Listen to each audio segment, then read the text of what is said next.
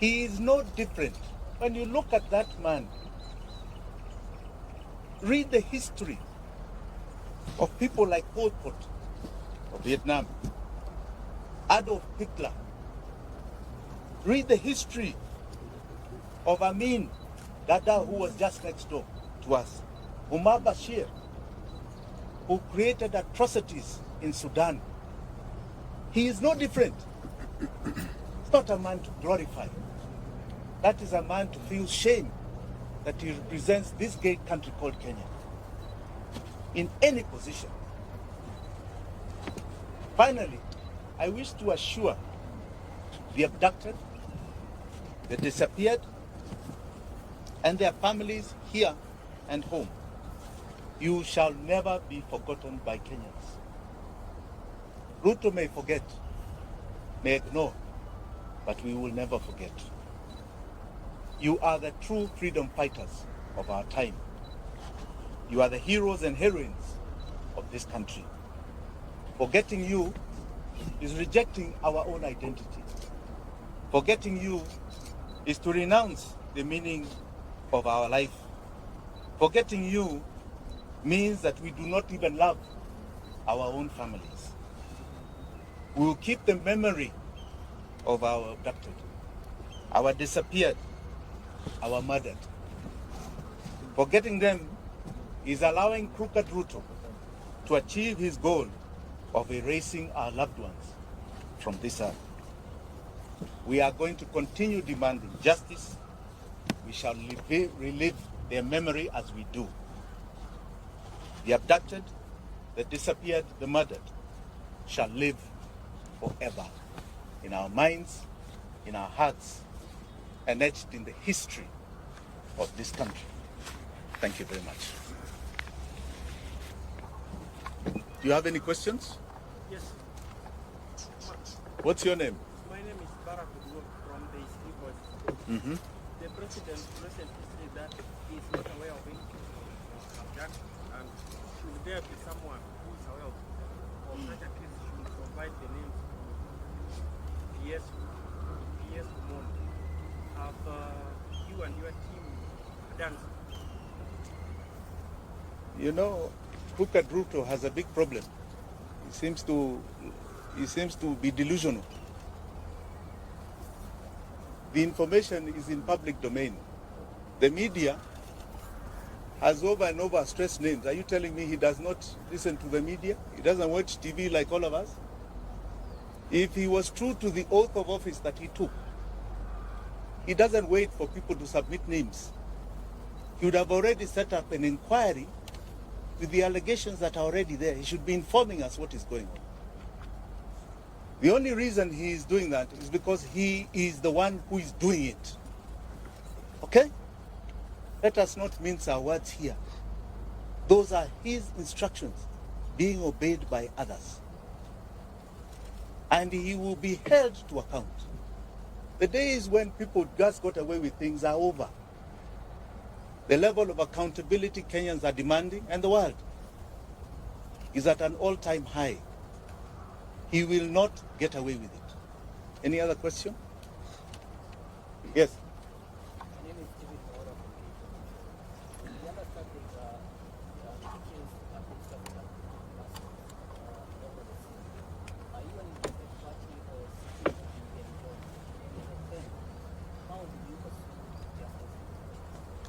You know, justice for the victims is historical to us. When we had ICC, that was an attempt to deal with justice for the victims. We had 1,400 people who died, 2007, 2008. Today, we are talking, we don't even know the exact number. We have bodies in the mortuary, unclaimed, unidentified. We have bodies being found in rivers and swamps and dump sites. We don't know how many. We can only estimate there may be a few hundred. I think we must start looking for justice elsewhere. We are going to make sure they are accountable in this country. One of the greatest cases that has happened, and I like to you to all follow this case is the case of justice for Baby Pendo. Baby Pendo was murdered by police in 2017. And that case is coming up October the 3rd in our High Court here in Nairobi. That case is taking to court what you call the commanders of that case. The OCS, the OCPD, regional commander, people who actually committed the murder, and holding them personally liable, criminally liable for the death of Baby Pendo. One case at a time is going to achieve things you have never imagined. We've been very supportive of that case. It has taken 5 years. We are now almost at a critical point. So I want to warn all these commanders who are taking instructions. Watch the Baby Pendo case.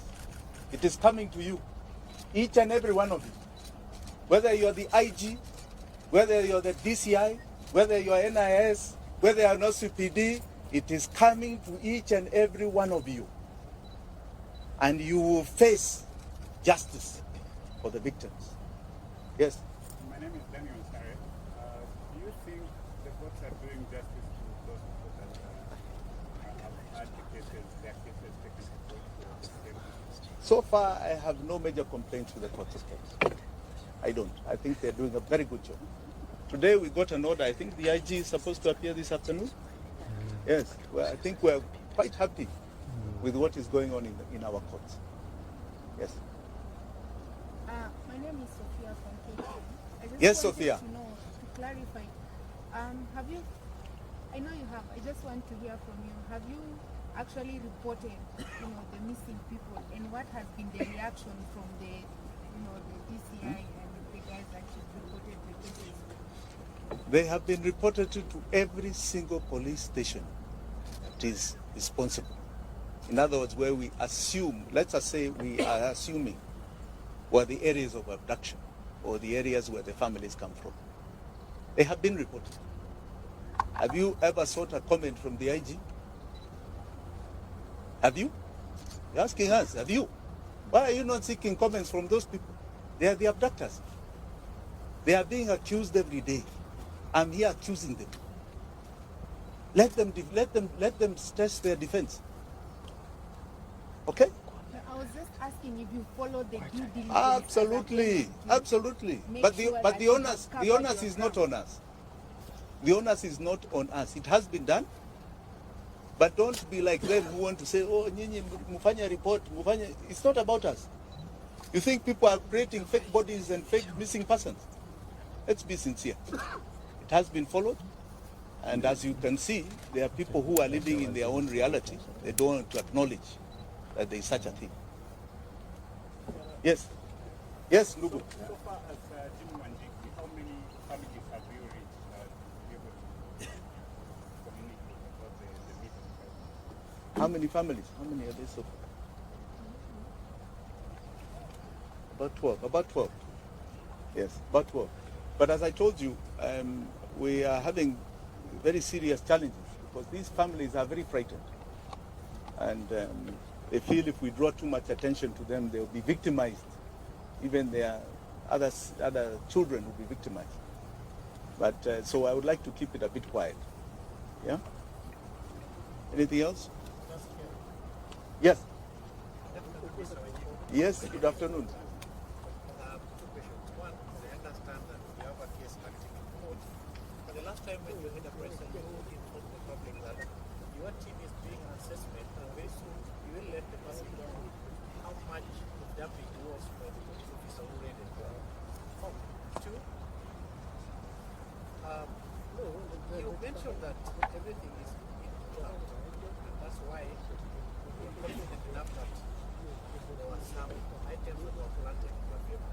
This part of the evidence you will present before the courts to be present or satisfy the judges with the evidence. Thank you. Thank you for that question. You know, I didn't call this for myself. I was here to talk about others.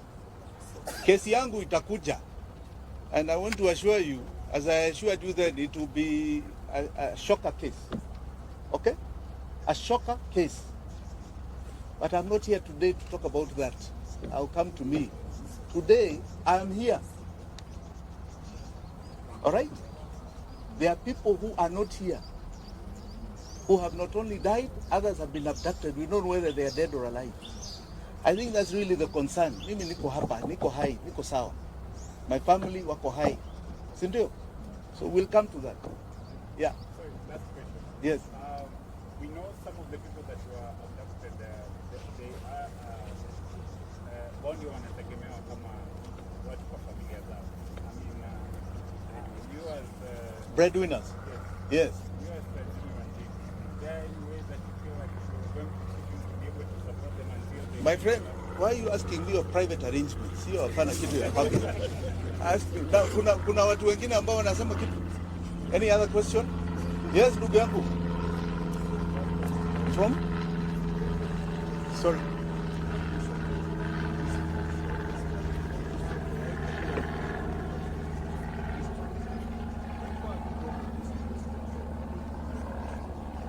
You know, I don't think it's about resignation alone. These are people who should be criminals before a court.